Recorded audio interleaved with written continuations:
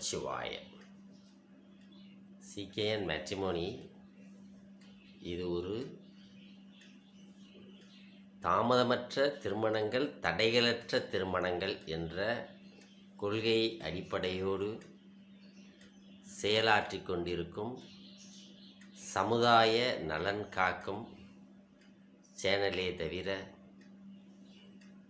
பணம் சம்பாதிக்கும் நோக்கத்தோடும் மீடியேட்டர் என்று சொல்லக்கூடிய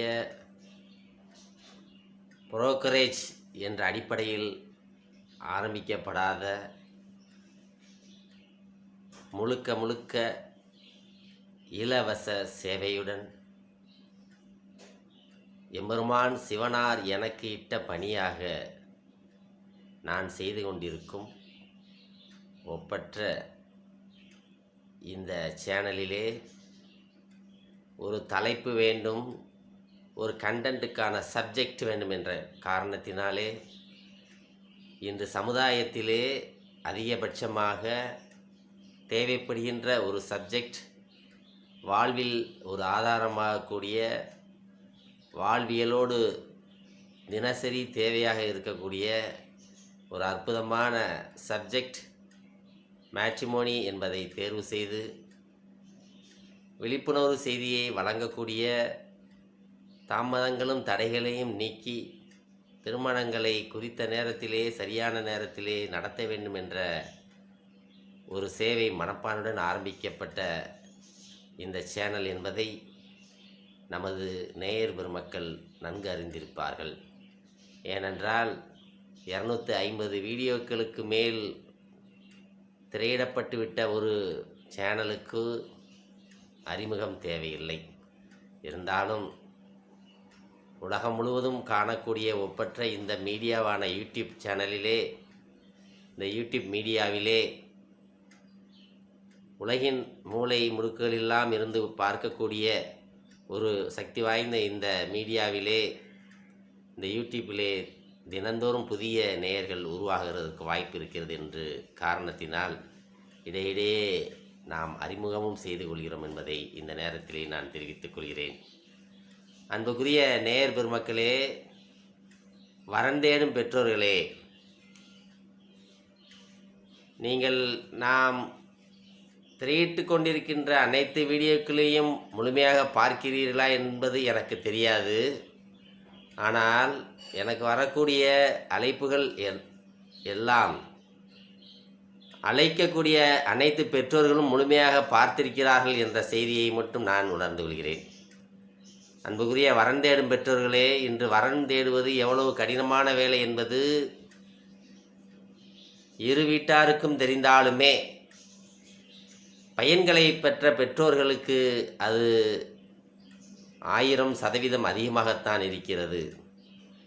அன்புக்குரிய பெற்றோர்களே, வரன் தேடக்கூடிய அனைத்து பெற்றோர்களும், பையன் வீட்டார்களும் சரி பெண் வீட்டார்களும் சரி, என்னிடம் தொடர்பு கொண்டு பேசும் பொழுது அவர்கள் சொல்லும் சில செய்திகள் அதிர்ச்சியடையத்தான் வைக்கிறது.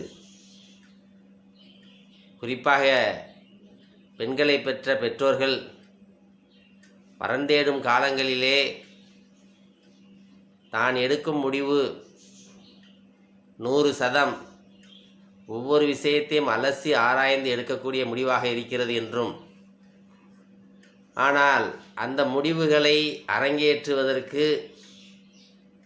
தன்னுடைய குடும்பத்தார் சம்மதிக்கவில்லை என்ற வருத்தத்துடைய செய்தியையும் கூறிக்கொண்டு, அதனால் எங்களால் முடிவெடுக்கக்கூடிய இடத்திலே நாங்கள் இல்லை என்பதையும் என்னிடம் ஒரு சகோதரத்துடன் பேசிக்கொண்டிருக்கிறார்கள் பெண்ணின் பெற்றோர்கள்.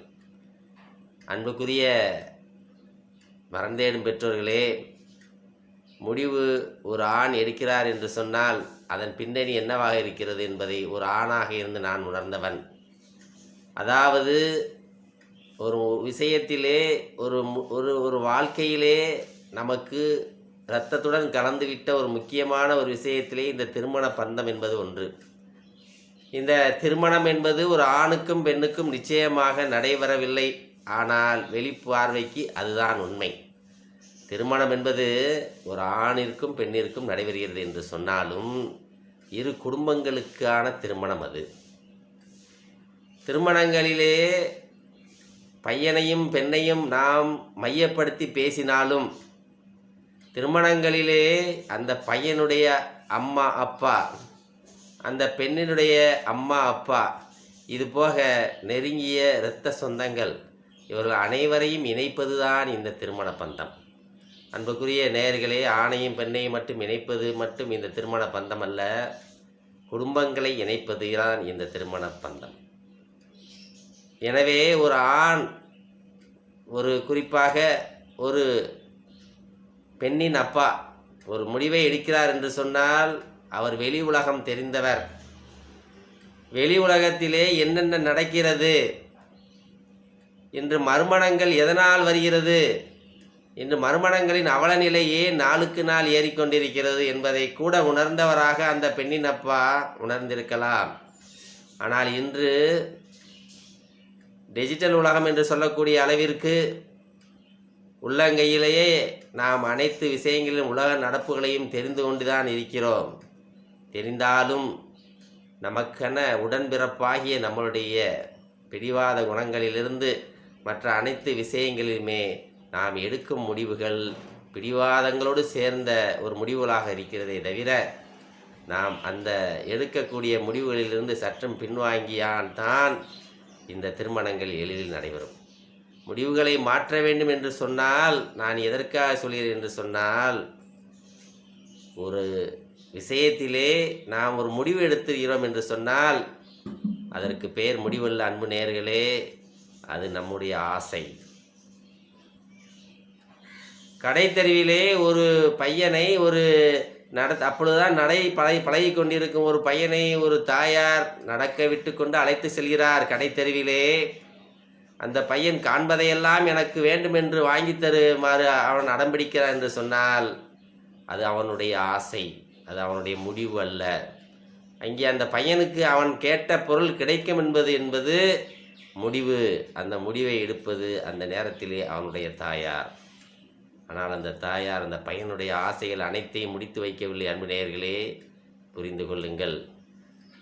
என்னுடைய மகள் இந்த முடிவிலே இருக்கிறாள், ஒரு பெண்ணின் அப்பா சொல்கிறார் என்று சொன்னால், என்னுடைய மகள் இந்த முடிவிலே இருக்கிறாள், நான் அதற்கு மறுபரிசீலனை செய்ய என்னால் முடியவில்லை.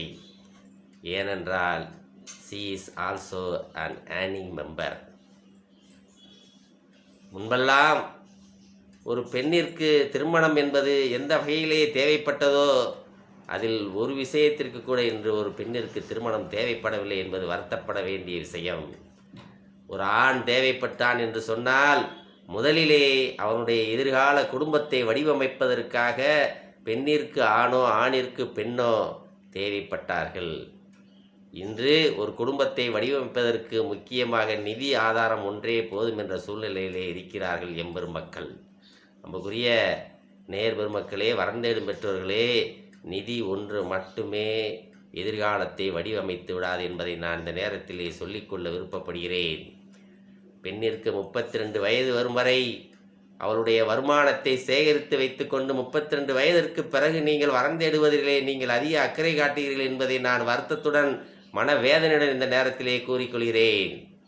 எனக்கு வரும் செய்திகள் நிதி ஆதாரங்களை பெருக்குவதற்காக பெண்ணிற்கு வரனை பார்ப்பதிலே நீங்கள் காலதாமதம் செய்வீர்கள் என்று சொல்லித்தான் எனக்கு வரக்கூடிய செய்திகள் அப்பட்டமாக வருகிறது.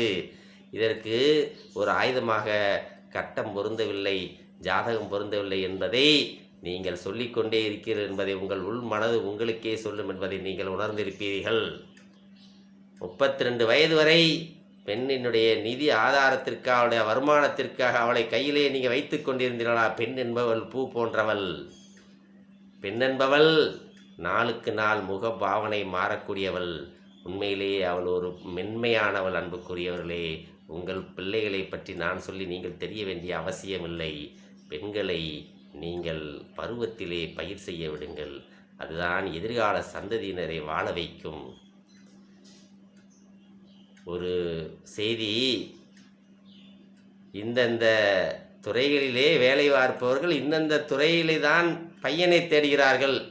பெண்ணினுடைய அப்பாக்களினுடைய வருத்தமான செய்தி, சார் எனக்கு பையன் பிடிச்சிருக்கு, எல்லாம் பிடிச்சிருக்கு. 2 உங்கள் குடும்பம் எனக்கு பிடிச்சிருக்கு. எல்லாம் பிடிச்சிருக்கு. எல்லாமே ஓகே சார். ஆனால் எனக்கு என்னுடைய பெண்ணை கன்வின்ஸ் பண்ணணும். ஏன்னா அவள் ஒரு குறிப்பிட்ட துறையில் இருக்கிறாள். அதே துறையில் பையன் கேட்குறான். அப்போ நான் அவளை கன்வின்ஸ் பண்ணணும். ஆனால் sometimes it will not be possible. முடியாது. ஆனால் அது உங்களுடைய முடிவு இல்லை அன்பு நேயர்களே. ஏற்கனவே நான் சொன்னது போல் அது உங்களுடைய ஆசை. இந்த துறையிலே பணிபுரியர் என்றால் அதே துறையிலே எனக்கு பையன் வேண்டும் என்பது உங்களுடைய ஆசை. ஆனால் முடிவு எம்பெருமான் சிவபெருமானுடைய கையில் இருக்கிறது. ஆசைப்பட்டவர்கள் மணல் கயிறு என்ற திரைப்படத்திலே நாம் போட்ட எத்தனை கண்டிஷன்களை அவர்கள் நிறைவேற்றி வைத்தார்கள், எப்படி திருமணம் முடித்து வைத்தார்கள் என்பதை அந்த டைரக்டர் அந்த படத்திலே காண்பித்திருக்கிறார் என்று சொன்னால், அப்போவே கிட்டத்தட்ட அதெல்லாம் 30 வருஷத்துக்கு முந்தின ஒரு படம். நீங்கள் புரிந்திருப்பீர்கள். ஆசை என்பது வேறு, முடிவு என்பது வேறு. உங்களுடைய ஆசைகளாக இருக்க வேண்டும், நல்ல முடிவுகளாக இருக்க வேண்டும் என்பதை நானும் பிரார்த்தனை பண்ணுகிறேன். ஆனால் திருமணத் துறையிலே பெண்களுக்கு கடுமையான டிமாண்ட் இருக்கிறது.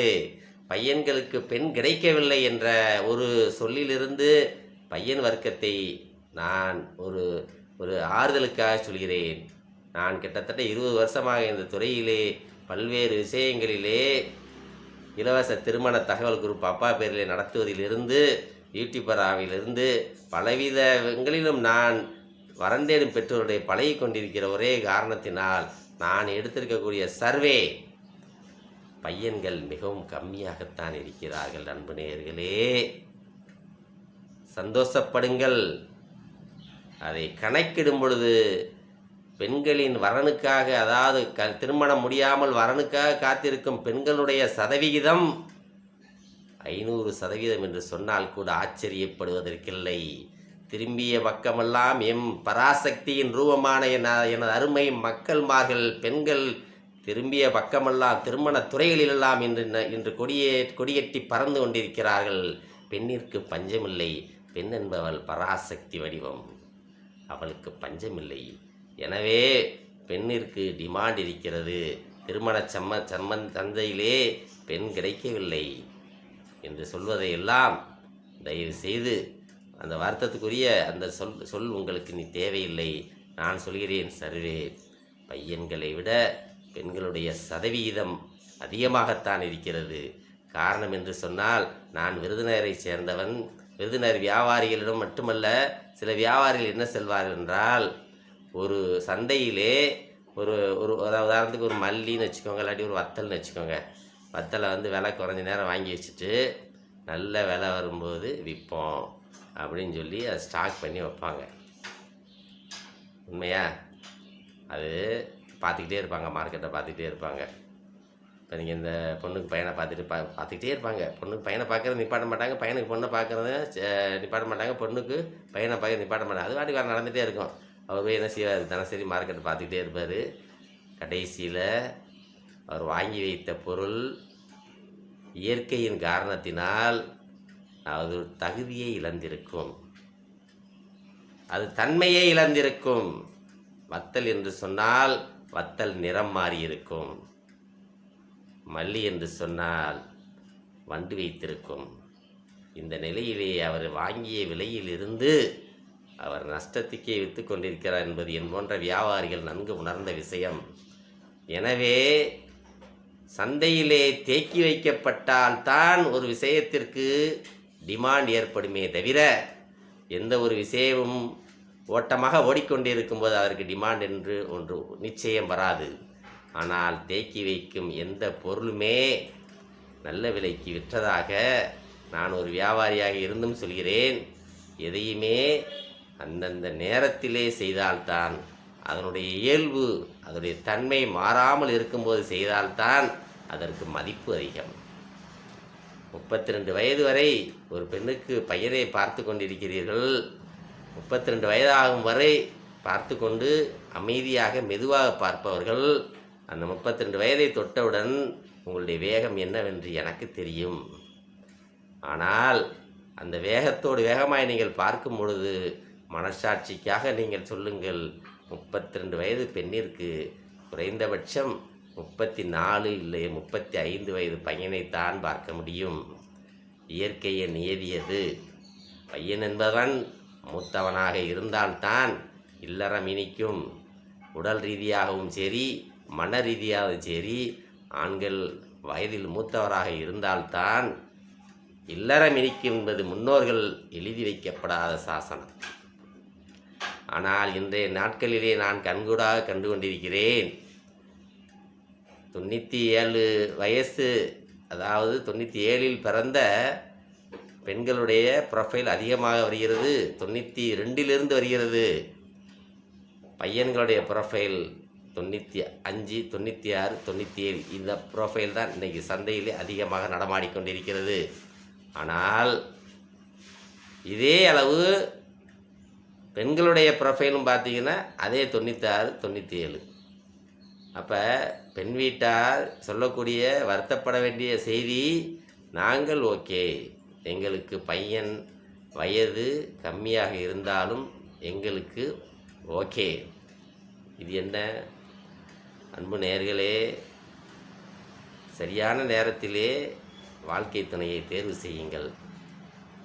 நீங்கள் செய்வதெல்லாம் செய்துவிட்டு பையன் இளையவனாக இருந்தாலும் பரவாயில்லை என்று நீங்கள் எடுக்கக்கூடிய முடிவிற்கு நான் முதல் தர எதிரியாகத்தான் இருப்பேன் என்பதை நான் இந்த நேரத்தில் ஆணித்தரமாக சொல்கிறேன்.